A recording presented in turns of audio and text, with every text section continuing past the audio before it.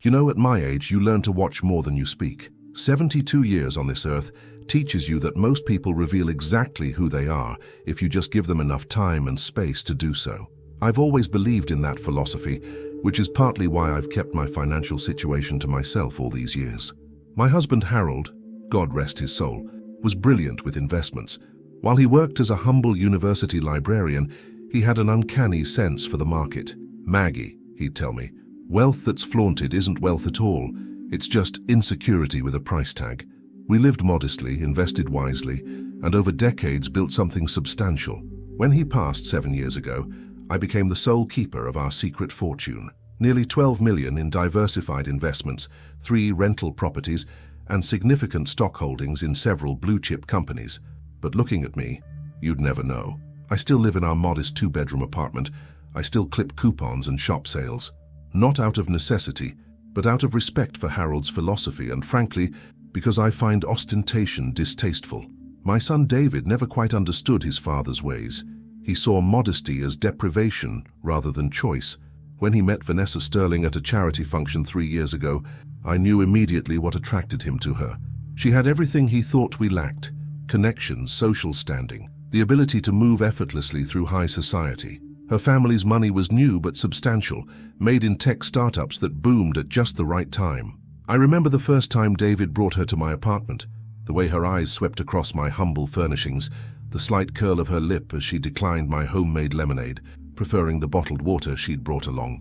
"It's just that I have a sensitive system," she explained, with practiced politeness. I nodded and smiled, watching her catalogue every deficiency in my living situation. "Mom lives simply," David had explained, a hint of apology in his voice that made my heart ache. "Dad was a librarian, you know." "How charming," Vanessa had replied, the word hanging in the air like a question. I never corrected their assumptions. Perhaps that was my mistake. But I'd lived so long with Harold's philosophy that revealing our wealth seemed somehow a betrayal of his memory. Besides, I wanted David to be loved for himself, not for what his mother might leave him someday. Their wedding was an extravagant affair at the Sterling family's country club. 500 guests, ice sculptures, a string quartet and champagne that cost more per bottle than my first car. I wore a simple blue dress I'd had for years, well-made and elegant in its simplicity, but certainly not designer. David had offered to buy me something new, his eyes silently pleading for me not to embarrass him, but I declined. "This suits me fine," I told him, and I meant it. I sat alone at a table near the back during the reception, watching the celebration unfold. The Sterling family had placed me far from the main party, an afterthought in their carefully orchestrated seating chart. I didn't mind, really. It gave me a perfect vantage point to observe everyone. When it came time for speeches, I listened as Vanessa's father boasted about the merger of 2 great families, though he never quite specified what was great about the Thornfields. Then Vanessa herself took the microphone, radiant in her designer gown that cost more than most people's annual salary. "I want to thank everyone for coming to celebrate with us today," she began, her voice practiced and poised, "especially those who have traveled far or made special efforts to be here." She went on to thank her parents for their generosity, her friends for their support, and then turned her attention to what she called David's side. "I'm so proud to welcome David into our family," she said, glass raised high, "and I think it speaks to my generous nature that I'm welcoming his side too, including people from more humble origins." A ripple of uncomfortable laughter passed through the crowd. I sat perfectly still, my hands folded in my lap. "Like Margaret back there," she continued, gesturing toward my table in the back. "David's mother, who, bless her heart, is probably the only person here who shops at discount stores." More laughter, slightly louder this time. I saw David's face tighten, but he said nothing. "I mean, we even had to help her with a new outfit for today, which she refused. Independent to a fault, aren't you, Margaret?" She didn't wait for my response. "That's what happens when you're a retired librarian's widow, I guess. But hey, we all make choices in life." I took a small sip of water, maintaining my composure as I had through far worse in my life. "Honestly, though," Vanessa continued, her voice dropping to a mock whisper that the microphone still carried perfectly, "I think it's sweet having David's old vagabond mother here. It reminds everyone of how far he's come, doesn't it?" The room grew uncomfortably quiet. Even Vanessa's friends seemed shocked by her candor.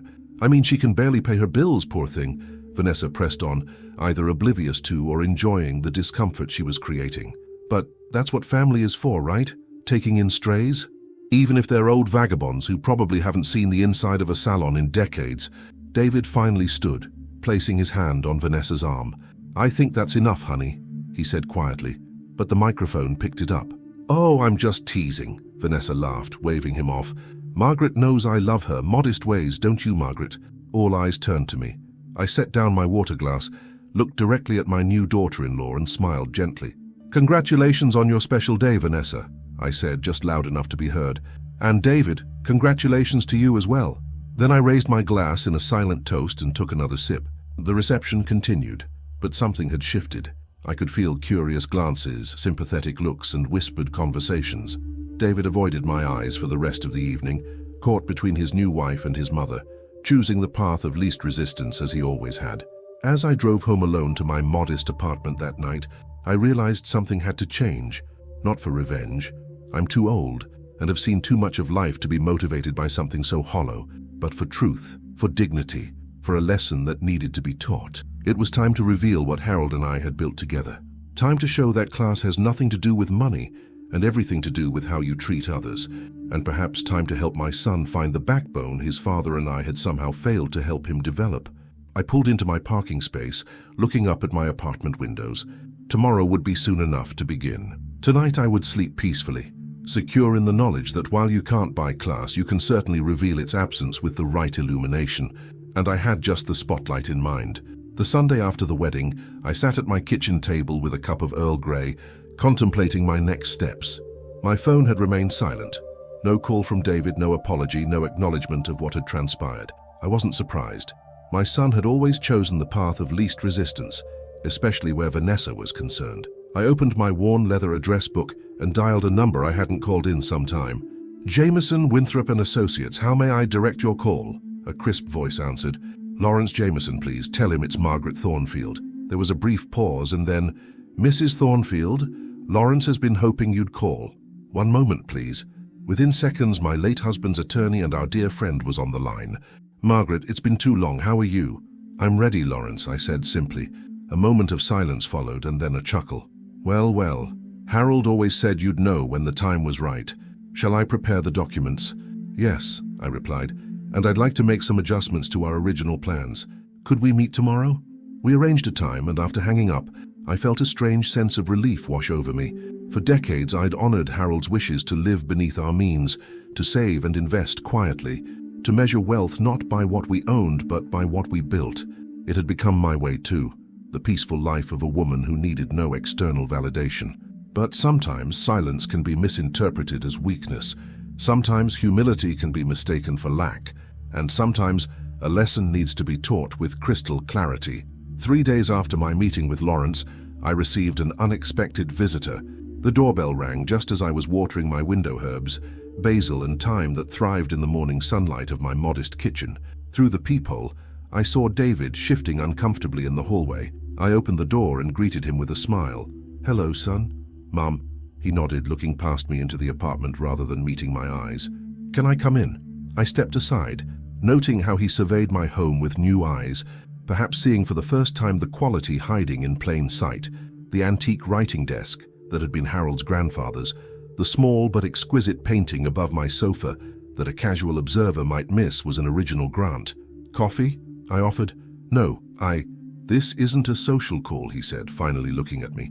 "It's about what happened at the wedding." I sat in my favorite armchair and waited. "Vanessa was out of line," he began, perching on the edge of my sofa. "She had too much champagne and she gets competitive sometimes."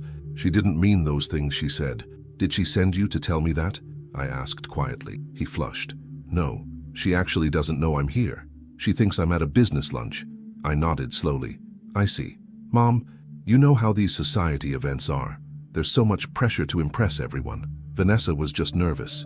"David," I said gently, "at 72, I've heard enough excuses to recognize when someone is making them. Alcohol doesn't create thoughts. It merely removes the filter that prevents us from speaking them." He ran his hand through his hair, a gesture so like his father's that my heart squeezed. "What do you want me to do? She's my wife now." "I don't want you to do anything," I replied. "This isn't about you fixing something between your wife and me. This is about how you respond when someone you love is disrespected." She disrespected herself more than you, he muttered. Everyone could see that. I leaned forward. And yet you stood beside her, said nothing until it became uncomfortable for you, not because it was wrong. What was I supposed to do, create a scene at my own wedding? You were supposed to be the man your father and I raised you to be, I said simply. The words hung between us, heavy with 3 decades of choices, mine to protect him from difficulty, his to avoid it at all costs. I have something for you, I said finally, reaching for an envelope on the side table. This came for you yesterday, but I thought I'd save you the trip to the post office. He took it, puzzled. What is it? Open it. Inside was a formal letter from Lawrence Jameson's office, requesting David's presence at a reading of a previously undisclosed portion of Harold Thornfield's will, scheduled for the following Monday. What is this? He asked, confusion evident. Dad's been gone for 7 years. The will was settled. Not entirely, I said. Your father had provisions that were time-sensitive. It seems the time has come. What kinds of provisions? David's voice held a note of wariness now. That's for Monday, I replied. The letter mentions you should bring Vanessa. It concerns her too, now that you're married. He stared at the letter, then back at me. Mom, is everything okay? You're not in some kind of financial trouble, are you? Because if you need help... I almost laughed. No, David, I'm not in any trouble. But thank you for your concern. He stayed a few more minutes, asking careful questions that I deflected with practiced ease. When he left, his goodbye hug was tentative, as if he was seeing me as a stranger for the first time. Perhaps he was. Perhaps we had both been strangers to each other for longer than either of us realized. The weekend passed quietly. I spent Saturday with my garden club friends, women who had known me for decades, who had never cared about my financial status one way or the other.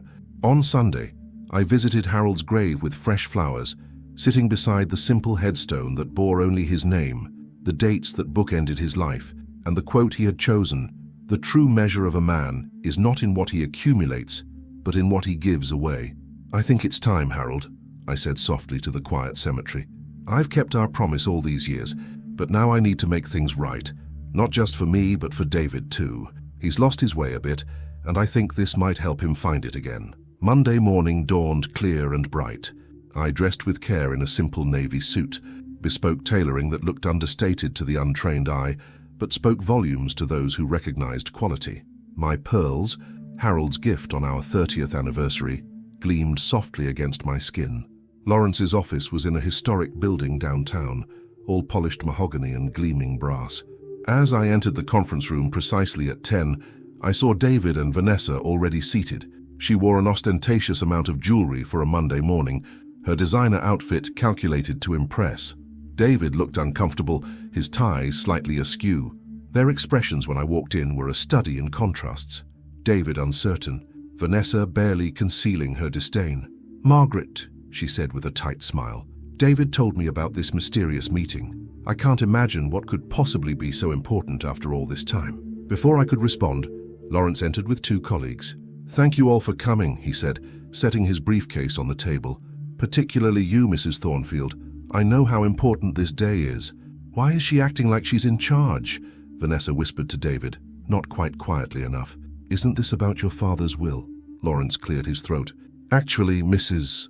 Sterling, this meeting concerns both Mr. Thornfield's will and Mrs. Thornfield's current financial arrangements. If everyone is ready, we can begin." And as Lawrence opened his briefcase and began removing documents, I watched Vanessa's face closely, the patronizing smile still fixed in place, unaware that her world was about to shift dramatically beneath her designer heels. Some lessons, I've found, are best taught with irrefutable evidence. And I had 7 decades worth of evidence about to be presented in the most official way possible. Lawrence arranged his papers methodically, a habit he'd maintained for the 40 years I'd known him. The conference room was silent, except for the soft shuffling of documents and the barely audible tap of Vanessa's manicured nails against the polished table. "Before we begin," Lawrence said, adjusting his glasses, "I should explain that Harold Thornfield was not merely my client, but a dear friend. We met at university and maintained our friendship throughout our lives. What you're about to learn may come as a surprise, particularly to you, David." My son straightened in his chair. "What do you mean?" Lawrence looked to me and I nodded my permission. "Your parents," he began, "lived according to principles they both deeply believed in. One of those principles was that wealth should be neither flaunted nor wasted, but carefully stewarded. Another was that character is revealed not by what one has, but by how one treats others, regardless of what they appear to have. Vanessa shifted impatiently. That's very philosophical, Mr. Jameson, but what does this have to do with us? Lawrence smiled thinly. Everything, Mrs. Sterling, absolutely everything. He slid a document across the table. This is a summary of the Thornfield estate as it currently stands. David reached for it hesitantly, as if it might burn his fingers. His eyes widened as he scanned the first page, then the second. This can't be right, he stammered. These figures are entirely accurate. Lawrence finished for him. The Thornfield estate currently includes assets valued at approximately $14.7 million, including real estate holdings, investment portfolios, and several trust accounts. Vanessa snatched the document from David's hands, her composure cracking as she flipped through the pages with increasing agitation.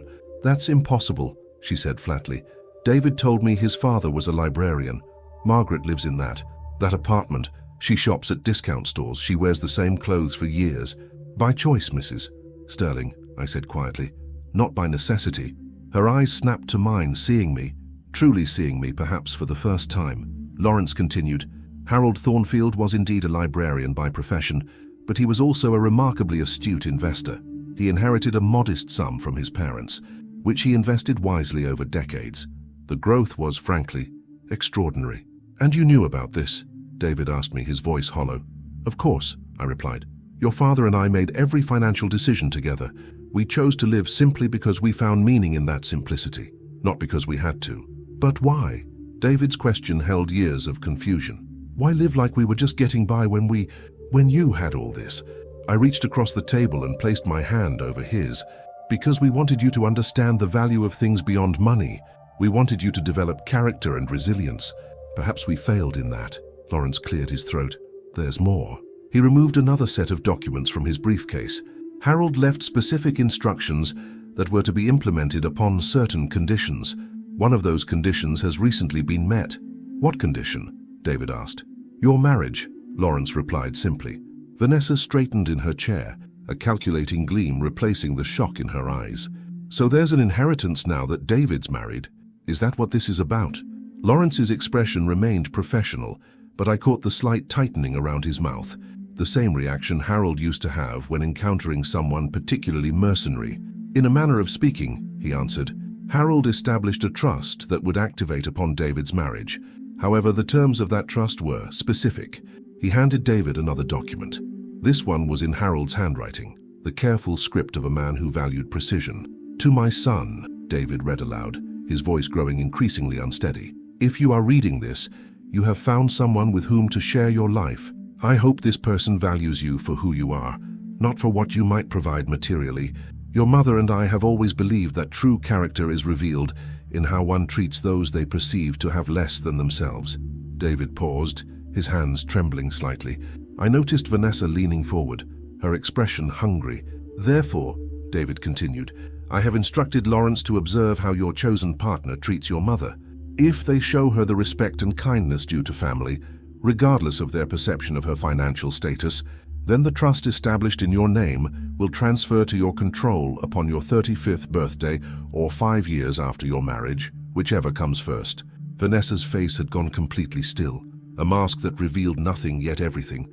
However, David's voice was barely above a whisper now, if your partner demonstrates contempt, disrespect, or cruelty toward your mother based on their perception of her means, the trust will instead be directed to the charitable foundation your mother and I established, with only a modest stipend remaining for you.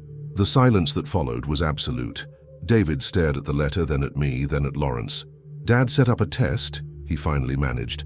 Not a test, I corrected gently, an observation of character. He believed, as do I, that how someone treats those they perceive as having less reveals who they truly are. Vanessa stood abruptly, her chair scraping against the floor. This is ridiculous. You set me up, both of you. You pretended to be some pathetic old woman just to trick me.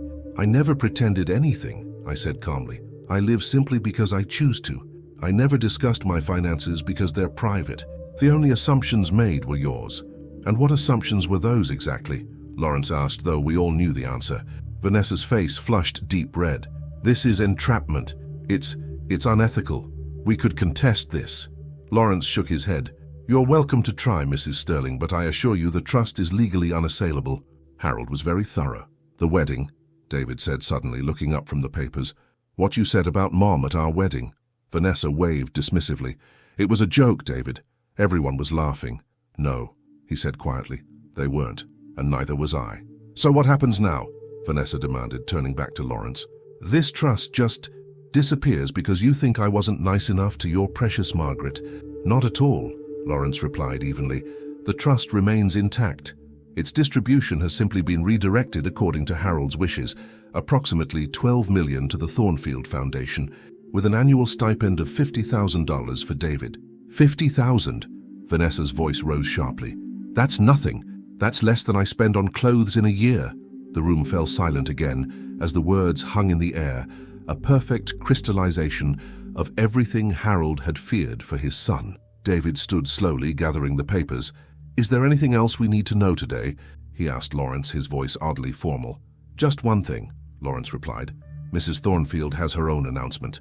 All eyes turned to me. I straightened in my chair, feeling a strange lightness. For decades, I'd kept our family's wealth private, honoring Harold's philosophy and my own desire for a life unburdened by materialism. But now it was time for clarity. I've decided to step forward publicly as the chairwoman of the Thornfield Foundation, I said. We've been operating quietly for years, funding literacy programs, library expansions, and educational opportunities for disadvantaged youth. It's time for me to take a more visible role in that work. You're going public with all of this? David asked, gesturing to the financial statements. Yes, I nodded. Not to flaunt it, but to use it openly for good. Your father would have understood. This is insane, Vanessa muttered. Absolutely insane. There's one more thing, I added, turning to her directly. The building where you and David have your new apartment, the Sterling Arms on Riverside Drive. I purchased it last week through my holding company. I've decided to renovate the entire property, starting with the penthouse floor. The color drained from her face. Our floor. Yes, I confirmed. Construction begins next month. It will be quite disruptive, I imagine. Of course, as your landlord, I'm offering all tenants generous relocation packages. You can't do this, she whispered. Actually, Lawrence interjected, sliding another document forward. She absolutely can. The sale was finalized on Friday. David looked between us, a new understanding dawning in his eyes. Not vindictiveness on my part, but consequences, natural and inevitable, flowing from Vanessa's own choices. Mom, he said quietly, I don't know what to say. You don't need to say anything right now, I told him. Take some time. Think about what kind of life you want, what kind of man you want to be. Your father and I may have made mistakes in how we approach this, but our intentions were pure. Vanessa grabbed her designer handbag and strode toward the door. We're leaving, David. Now. But my son didn't move. Instead, he looked at me with eyes that reminded me so much of Harold's, thoughtful, deep, seeing beneath surfaces. I think I'll stay a bit longer, he said. Mom and I have a lot to talk about. And as Vanessa stormed out, slamming the door behind her, I felt something shift between David and me, a new beginning perhaps, or at least the possibility of one. The afternoon sun streamed through the windows of Lawrence's office as David and I sat across from each other in the now empty conference room. Lawrence had tactfully excused himself, mentioning other appointments, but assuring us we could take all the time we needed. The stack of financial documents sat between us like a bridge. Neither of us quite knew how to cross. I don't even know where to begin, David finally said, breaking the silence. My whole life. Was it all just a test? I shook my head, reaching for his hand. No, never that. Your father and I made choices about how to raise you, how to live our own lives, based on values we believed in deeply. Perhaps we took it too far. Perhaps we should have been more transparent. But nothing was a deception, David. We simply chose not to emphasize the material. But why didn't you tell me, even after Dad died? All these years I've been worrying about you, thinking you were just getting by on his pension. His voice held a note of accusation that wasn't entirely undeserved. At first, it was out of respect for your father's wishes, I explained. He was so adamant that money shouldn't define us, and then it became a way of seeing who people really were. I paused, the weight of my choices heavy in the room. When you brought Vanessa home that first time, the way she looked at my apartment, at me, you knew right away, he said. It wasn't a question. I suspected, I corrected. But I wanted to be wrong for your sake. I wanted her to love you for you, not for what she thought you could provide or what she thought you couldn't. David ran his hands through his hair, a gesture so reminiscent of his father that my heart ached. I've made such a mess of things, Mum. I chose her because she represented everything I thought we didn't have. The status, the connections, the easy confidence that comes with never having to worry about money. And now? He looked up, his eyes troubled. Now I don't know what I have. A marriage based on misunderstandings and false assumptions? A wife who... He couldn't finish. Who showed you exactly who she is? I said gently. The question is whether that's someone you want to build a life with. We sat in silence for a moment, the implications hanging in the air between us. Tell me about the foundation, he finally said, changing the subject. Dad never mentioned it. I smiled, grateful for the shift. This was easier territory. It started small about 20 years ago. Your father was passionate about literacy. You know that. He saw firsthand as a librarian how access to books and education could change lives. We started funding reading programs in underserved schools, then expanded to library renovations, scholarship funds, adult literacy initiatives. And you've been running this all along, while pretending to be just a retired librarian's widow? I winced at his phrasing. I never pretended, David. I am a retired librarian's widow. I just happen to be other things as well. The foundation has a small, dedicated staff who handle the day-to-day operations. I've been involved in decision-making from the beginning, just quietly. And now you're going public? I nodded. It's time. I'm not getting any younger, and there's important work to be done. The foundation can do more good with a more visible presence, more transparent leadership. David was silent again, processing. Then he asked the question I'd been dreading. Did you buy Vanessa's building just to punish her? I met his gaze steadily. No, I bought it because it's a sound investment with excellent potential for appreciation after the renovations. The fact that it creates consequences for Vanessa's behavior is incidental. A ghost of a smile touched his lips. Dad would have called that elegant efficiency. He would have, I agreed, remembering Harold's appreciation for solutions that served multiple purposes. So what happens now? David asked, echoing Vanessa's earlier question, but with a completely different tone, thoughtful rather than demanding. That depends on you, I replied, on what you want your life to look like going forward. I don't know, he admitted. For so long I've defined myself in opposition to what I thought our family was. Modest, cautious, invisible. I pushed for more, for recognition, for status. And look where it got me. It's never too late to redefine yourself, I told him. Your father used to say that the best time to plant a tree was 20 years ago, but the second best time is today. David nodded slowly. I need some time to think about everything. Of course, I said. And where will you go now? Back to Vanessa? He shook his head. Not right away. I can't face that conversation yet. Could I? Would it be all right if I came to stay with you, just for a few days while I sort things out? I felt something tight in my chest loosen. I'd like that very much. We gathered the documents, thanked Lawrence, and left together. As we walked to the parking lot, David asked if he could ride with me, leaving his car to retrieve later. It was a small thing, but it felt significant, a choice to align himself with me, at least for now. Back at my apartment, the home he'd grown up in but now saw with new eyes, David moved through the rooms slowly, noting details he'd overlooked before. The quality of the furniture beneath its modest appearance, the small but exquisite art pieces, the books that lined the shelves, many first editions, though you'd never know without examining them closely. It was all here the whole time, he murmured, hidden in plain sight. Like most important things, I replied. We spent the evening talking, really talking, in a way we hadn't in years. I told him stories about his father that he'd never heard, about their investment strategies, about the foundation's work. He shared his confusion about his marriage, his career at the Sterling family's investment firm, his uncertainty about the future. Around midnight, exhausted from emotional revelations, he finally retreated to his old bedroom, which I'd maintained as a guest room since he'd moved out. I heard him on the phone briefly, a terse conversation with Vanessa that ended with, "No, not tonight, I need space to think." In the morning, I found him at the kitchen table, a cup of coffee in front of him, staring at his wedding ring. "She called 13 times last night," he said without preamble, "not to apologize or to ask if I was okay. She wanted to know if there was any way to contest the trust, if I could convince you to change your mind." I set my own coffee down and sat across from him. "And what did you tell her?" "That I didn't know, that I needed time. He looked up at me, his eyes clearer than they'd been in years. But I do know, Mom. I've known since the wedding, maybe even before. I just didn't want to admit it. What do you know? I asked gently. That I married someone who doesn't really see me, who saw a path to status and security, not a partner. He twisted the ring on his finger. I kept telling myself it would get better after the wedding, that her focus on appearances was just pre-wedding stress, but it's who she is. I reached across the table and covered his hand with mine. People can change, David, but they have to want to, he replied, and they have to do it for themselves, not because circumstances force them. We sat in companionable silence for a while, the morning light warming the kitchen. Finally, David spoke again. I'd like to learn about the foundation, he said, what you and Dad built. Not to take it over or anything, just to understand that part of him, of you both. I'd like that, I said, feeling a warmth that had nothing to do with the sunshine. There's a board meeting next week. You could attend as my guest. He nodded, then hesitated. And about the trust. I don't want to contest anything. Dad was right about what matters, I see that now. The money was never the point, David.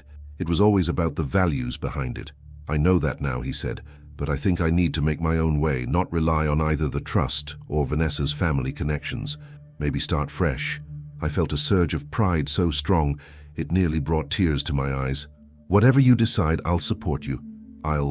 Later that day, as we were looking through old photo albums, another reconciliation of sorts with the past, David's phone rang again. He checked the screen and sighed. Vanessa? I asked. He nodded. I should talk to her eventually, just not yet. As he silenced the phone, there was a knock at my door, forceful, demanding. We exchanged glances. David moved to answer it, but I gently held up my hand. My home, I reminded him. My conversation to have. I opened the door to find Vanessa standing there, impeccably dressed despite her obvious agitation, a file folder clutched in her manicured hands. I need to speak with my husband, she said, attempting to look past me into the apartment. Hello, Vanessa, I replied calmly. David is taking some time to think. Perhaps you could come back tomorrow. Her eyes narrowed. Don't pretend you're not influencing him. I know exactly what you're doing. And what is that? I asked, maintaining my composure. Turning him against me with your suddenly convenient millions. She thrust the folder toward me. I've been doing some research of my own. The Thornfield Foundation, your real estate holdings, your investment portfolios. Did you think I wouldn't find out everything? I took the folder without opening it. I expected you would. You're intelligent and resourceful, qualities I would have admired under different circumstances. She blinked, momentarily thrown by my compliment. May I offer you some advice, Vanessa? I continued, keeping my voice gentle. Not as your mother-in-law, but as someone who has lived much longer than you have. I don't need... True wealth, I continued, undeterred, isn't measured by account balances or property deeds. It's measured by how we treat others, especially when we think they can do nothing for us. That's what Harold understood, what he tried to teach our son, and what I hope you might learn before it's too late. For a moment, just a brief moment, I saw something flicker in her eyes. Uncertainty, recognition, but it was gone as quickly as it appeared, replaced by her familiar mask of disdain. Save your Hallmark card, wisdom, she snapped. Just tell David I need to speak with him, now. From behind me, David's voice came clear and firm. I heard, and I think Mom's right. Tomorrow would be better. We both need time to think about what we really want. Vanessa's expression hardened. Fine. Tomorrow. She turned to leave, then paused. Just remember, David, my family has connections too. Don't throw everything away because of some misguided loyalty to a woman who's been lying to you your entire life. After she left, David and I returned to the living room in silence. Finally, he spoke. She doesn't get it at all, does she? Perhaps she never will, I replied. Or perhaps this is the beginning of her own understanding. Either way, your path is yours to choose. He nodded, looking out the window at the city below, a city he was seeing with new eyes, just as he was seeing his life, his marriage, and his mother. I think I already have, he said quietly. And in that moment, I knew that whatever happened next, whether David's marriage ended or somehow transformed, whether he joined the Foundation's work or found his own path, something fundamental had shifted. A truth had been revealed, not just about our family's finances, but about who we were beneath the surface. Sometimes the greatest wealth is found in the courage to live authentically, regardless of appearances. It was a lesson Harold had tried to teach our son all along, and one that had finally perhaps taken root. Autumn arrived in a blaze of color, painting the city parks in amber and crimson as the weeks passed. David had moved into his own apartment, a modest one-bedroom, in a neighborhood he'd previously considered beneath him, now appreciated for its proximity to the small, independent bookstore where he'd begun working 3 days a week. The divorce proceedings with Vanessa were underway, handled with a quiet efficiency that surprised us both. Perhaps the Sterling family, for all their public posturing about status and connections, preferred to avoid the spectacle of a prolonged legal battle, especially once the true extent of the Thornfield resources became known in certain circles. I had expected resistance, perhaps even retaliation, but instead there was a strange silence from that quarter. The renovation plans for the building proceeded without incident. Vanessa moved back to her parents' estate in Connecticut. The chapter was closing with less drama than it had begun. Gone a crisp Thursday morning, I sat in my study preparing for the Foundation's quarterly meeting when my doorbell rang. When I opened it, I found Lawrence Jameson standing there, briefcase in hand. "Sorry to drop by unannounced," he said, "but I thought you'd want to see these right away." I invited him in, offered coffee, and we settled at my kitchen table as he removed a file from his briefcase. "The Sterling family has made an interesting proposition," he began, sliding the documents toward me. "They're offering to establish a joint charitable initiative with the Thornfield Foundation, focused on literacy in underserved communities. The initial funding proposal is substantial." I scanned the documents, raising an eyebrow at the proposed 8-figure commitment. "This is unexpected," Lawrence nodded. "Their family attorney contacted me directly. It seems Vanessa's father was quite impressed by your foundation's work once he looked into it. Apparently, he's been looking to establish a meaningful legacy beyond his business success. And this has nothing to do with salvaging their family's reputation after the divorce announcement." Lawrence's lips twitched. "I wouldn't presume to speculate on their motivations, but the proposal itself is sound. Their money would help expand your literacy programs considerably." I thought about it, sipping my coffee. "I'll need to discuss this with the board and with David." "Of course," Lawrence agreed. "There's no rush. They've made it clear the offer remains open regardless of personal circumstances." After he left, I sat with the proposal, turning it over in my mind. Was this a genuine olive branch or a calculated move to save face? Perhaps both. In my experience, human motivations were rarely pure one way or the other. My phone rang, interrupting my thoughts. It was David. "Mom, are you free for lunch today? There's someone I'd like you to meet." 2 hours later, I was seated in a small cafe near the bookstore where David now worked, watching my son interact with Elena Vasquez, the store's owner, a woman about his age, with warm eyes and an easy laugh, who spoke passionately about community literacy programs. She ran from the back room of her shop. When David mentioned his family's foundation, I couldn't believe the coincidence, she was saying. "I've applied for Thornfield grants twice for our children's reading initiative. Successfully, I hope?" I asked. "The second time, yes," she smiled. "It made all the difference for our summer program." I watched my son as he listened to Eleanor. The change in him over these months was remarkable, not just in his simpler clothes or the absence of his wedding ring, but in his eyes, his posture, his entire demeanor. He seemed present in a way he hadn't been in years, engaged with the moment rather than striving for some future status or validation. "Eleanor's been helping me understand the practical side of literacy outreach," David explained. "The challenges on the ground that we might not see from the foundation level. I've been meaning to expand our community input channels," I nodded. "We have the data and the funding strategies, but we sometimes lack the direct experience." "That's what I told David," Eleanor said. "Grant makers and ground-level implementers need to talk more. Bridges, not silos." The conversation flowed easily through lunch, touching on education policy, community engagement, and the transformative power of books. Not once did Elena ask about our family's resources or connections.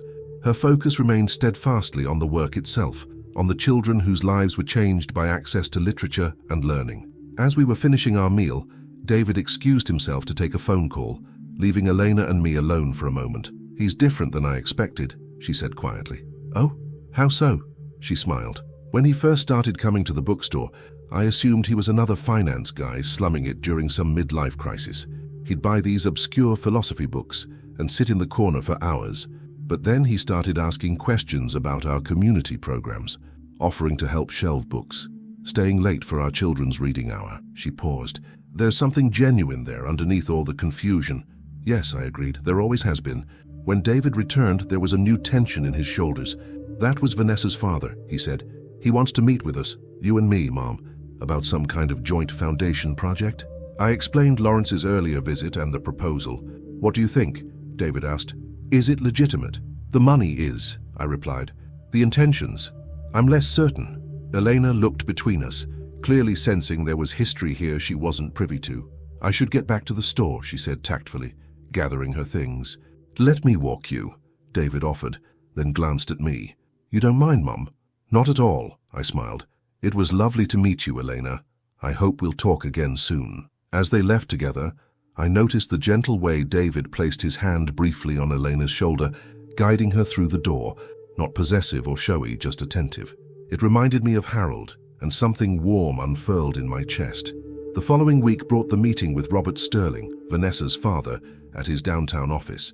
David insisted on accompanying me, protective in a way that touched me deeply. Gone was the young man who'd once been embarrassed by his simple mother. In his place stood someone steadier, clearer-eyed.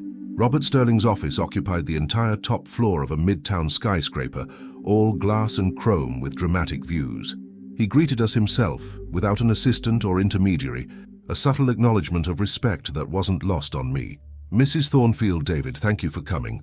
His handshake was firm, his expression carefully neutral. "Please have a seat." Once we were settled, he came directly to the point. "I imagine you're wondering why I've proposed this joint venture, given the circumstances between our families." The thought had crossed my mind, I admitted. Robert nodded slowly.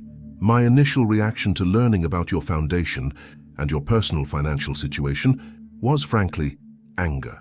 I felt there had been deception." "There was no deception," David interjected, a protective edge to his voice. "Just private choices that were misinterpreted." "Perhaps," Robert conceded, but in researching the Thornfield Foundation more thoroughly, I found myself impressed. Your focus on literacy, your efficient allocation of resources, your measurable outcomes, it's exactly the kind of substantive work I've been wanting to support for years." He turned to look out at the city sprawled below. "I've built a successful business, Mrs. Thornfield, made more money than I could spend in several lifetimes. But lately I've been thinking about legacy. What remains when the deals and acquisitions are forgotten? And you see our foundation as a vehicle for that legacy?" I asked. "I see it as a model," he corrected. "And yes, potentially a partner.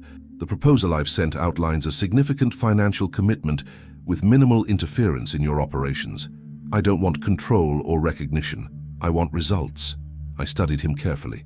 Robert Sterling had a reputation as a ruthless businessman, someone who accumulated power and influence with the same determination his daughter collected designer handbags. Yet there was something in his eyes now, a weariness perhaps, or a recognition of something beyond the material. "And Vanessa?" David asked, the question hanging between us. "Is she part of this reconciliation attempt?" Robert's expression tightened almost imperceptibly. "My daughter is making her own choices, as she always has. This proposal stands independent of her situation or her views." The meeting continued for another hour, as we discussed specifics of the proposed collaboration. Throughout, I was struck by Robert's detailed knowledge of our foundation's work and his thoughtful questions about impact measurement and program scalability. Whatever his personal motivations, his interest in the work itself seemed genuine. As we were preparing to leave, he asked if he could speak with me privately for a moment. David hesitated, glanced at me for confirmation, and then stepped outside after I nodded. Once we were alone, Robert's carefully maintained facade slipped slightly. "I owe you an apology, Mrs. Thornfield. My wife and we raised Vanessa to value certain things above others. Appearances, status, the right connections. We thought we were preparing her for success." He paused. "I'm beginning to think we failed her in fundamental ways." "It's never too late to learn different values," I said quietly. "Perhaps," he replied, though he didn't sound convinced. "In any case, I want you to know that this proposal is not about making amends or salvaging reputations. It's about doing something meaningful with the resources I've accumulated. Your foundation knows how to do that, better than I could alone." I believed him, somewhat to my own surprise. "We'll give your proposal serious consideration, Mr. Sterling." As David and I left the building, walking into the bright autumn day, he asked, "What do you think? Can we trust him?" "I think we can trust his money to do good work," I replied. "The rest doesn't matter as much." David nodded thoughtfully. "You know, a year ago, I would have been impressed by that office, those views, envious even. Now it just seems empty, I suggested. Exactly, he agreed. Like a stage set for projecting an image, rather than a place where actual life happens. We walked in comfortable silence for a while, the city bustling around us. I'm thinking of applying to library science programs, David said suddenly, for next fall. I looked at him in surprise. Following in your father's footsteps, he smiled. In a way, but also finding my own path. Eleanor's been encouraging me to consider it. She says I have a natural instinct for connecting people with the right books. She sounds like a wise woman, I observed. She is, he agreed, a softness in his voice that told me everything I needed to know. 3 months later, on a snow-dusted December evening, I stood at the podium in the grand ballroom of the Plaza Hotel, addressing the assembled guests at the first public gala for the newly expanded Thornfield Sterling Literacy Initiative. Books build bridges, I told the crowd of donors, educators, and community leaders, between past and present, between different cultures and experiences, between who we are and who we might become. When we ensure that every child, every adult learner has access to books and the skills to read them, we're building bridges to possible futures, for individuals and for our society. From my position on the stage, I could see David sitting with Elena, their heads tilted slightly toward each other. Nearby was Robert Sterling, listening attentively, his usual sharp business demeanor softened somewhat.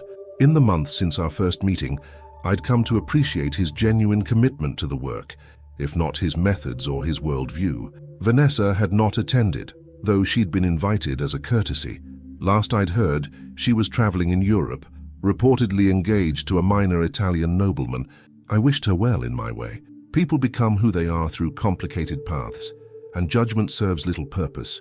My late husband Harold believed that true wealth wasn't measured by bank accounts, I continued. He believed it was measured by how we treat others, especially those we perceive as having less power or status than ourselves. By that measure, our community becomes wealthier each time a child discovers the joy of reading, each time a parent improves their literacy skills to help their family, each time books open doors that seemed forever closed. As I concluded my remarks to warm applause, I felt a profound sense of rightness, not vindication or triumph, but the quiet satisfaction of truth, finally allowed to breathe in the open air. Later, as the evening wound down, David found me by the windows overlooking the snow-covered park. Dad would have hated all this pomp, he said with a gentle smile, but he would have loved what it's accomplishing. Yes, I agreed. He was always pragmatic about the means when the ends were worthy. You know, David said, watching the snowflakes drift past the windows, I've been thinking a lot about that wedding day, about how differently everything might have turned out if Vanessa had just been kind. Just basic human kindness to someone she thought couldn't benefit her. A small thing that reveals everything, I nodded. But I'm grateful in a strange way, he continued. Not for the humiliation you endured. I'll always regret that I didn't stop it immediately, but for the clarity it eventually brought. About her, about me, about what really matters. I placed my hand on his arm. Harold used to say that our biggest mistakes often lead to our most important discoveries, if we're brave enough to learn from them. Eleanor and I are having dinner with her parents next week, David said, changing the subject with a slight flush to his cheeks. They run a small bookstore in the Bronx, been there for 40 years. That sounds lovely, I replied, not mentioning that I recognized the significance of this introduction. They don't have much in terms of material things, he added, but Eleanor talks about them with such respect and affection. The true measure, I said softly. Over his shoulder, I caught sight of Elena making her way toward us through the thinning crowd, her simple but elegant dress a stark contrast to the designer gowns that surrounded her. She carried herself with a natural dignity that needed no external validation.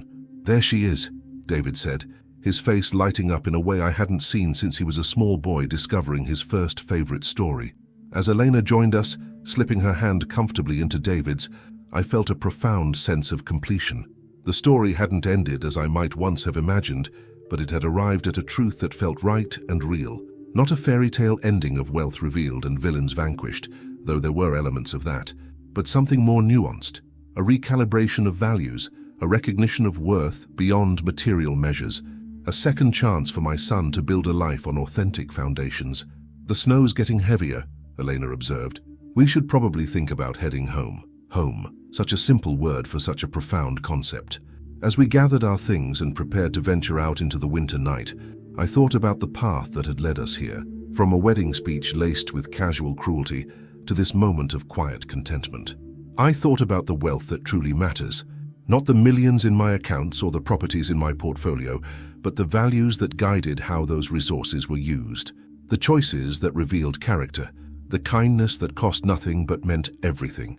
Outside, the snow continued to fall, covering the city in a blanket of white that made everything, the grand hotels and the modest apartments, the luxury boutiques and the corner bookstores, look equally beautiful, equally worthy of notice. In that moment, I felt a deep gratitude for all of it, the painful revelations and the healing reconciliations, the endings and the beginnings. At 72, I had learned that sometimes the greatest revenge against cruelty is not retribution, but renewal.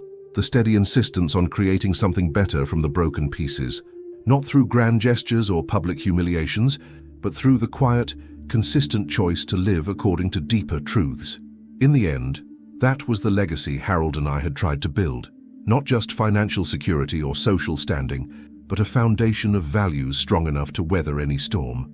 And as I watched my son help Elena into her coat with the same gentle attentiveness his father had always shown me, I knew that legacy would continue, in ways both seen and unseen, long after I was gone. Some lessons come at great cost, but if they lead us home to our true selves, to the people who see and value us for who we are rather than what we have, then perhaps they are worth every painful moment along the way. "Ready, Mum?" David asked, offering his arm. "Yes," I replied, stepping forward into the snowy night. "I'm ready."